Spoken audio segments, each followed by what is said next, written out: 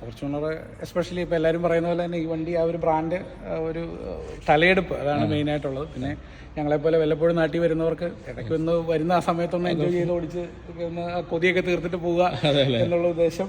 ഒരു investment brand പോലെ അവിടെ ഇത് കിടന്നാലും പൈസയാ, അതെ അതെ ഡിപ്പോസിറ്റ് പോലെയാ. അതെ അതെ തീർച്ചയായിട്ടും. First of all happy Easter. അപ്പം ഇന്ന് ഈസ്റ്റർ ആയിട്ട് ഞാൻ എവിടെയാ? ഇതിപ്പം തൊടുപുഴയിൽ. അപ്പോൾ എന്തായാലും ആൽബർട്ട് മോൻ്റെ വണ്ടി എടുക്കാൻ വേണ്ടി വന്നതാണ്. പക്ഷെ നമ്മൾ ശ്രമകരമായ ഒരു വർഷത്തോളമായി ഇല്ലേ?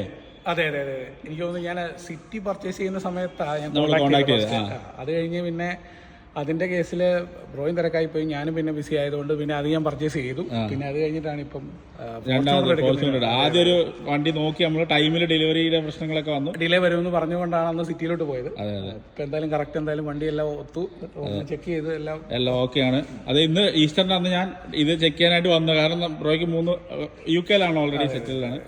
മൂന്നാഴ്ചയാണ് ലീവ് ഉള്ളൂ അല്ലേ? 3 ആഴ്ച ഉള്ളൂ ഞാനിവിടെ. അപ്പൊ അതാണ് ടൈമിനാണ് പ്രശ്നം. അപ്പൊ ഞങ്ങൾ വന്ന് വണ്ടിയെല്ലാം നോക്കി, വണ്ടി ഇതാ കിട്ടിയ വണ്ടിയാണ്. അപ്പൊ എന്തായാലും ആഗ്രഹിച്ച മോഡലും എല്ലാവിധ കാര്യങ്ങളും ഒത്തു കിട്ടി. നമ്മള് ചെറിയൊരു പ്രശ്നങ്ങളൊക്കെ വന്നെങ്കിൽ നമ്മൾ സെറ്റാക്കി എടുക്കും. അത് പിന്നെ ദിലീപ് ഇടപെട്ട കാര്യങ്ങളെല്ലാം സോർട്ട് ചെയ്ത് തന്നു. എന്തായാലും ഒത്തിരി സന്തോഷം, ഞാൻ 100% ഹാപ്പിയിലാണ്. അപ്പൊ താങ്ക് യു. അടിച്ചു പൊളിക്കുക. അപ്പൊ ഇനി അടുത്ത വണ്ടി വിളിക്കുക, അടുത്ത ലക്ഷറി സാധനം എടുക്കുമ്പോൾ വിളിക്കാം. തീർച്ചയായിട്ടും. Okay, thank you bro, thank you.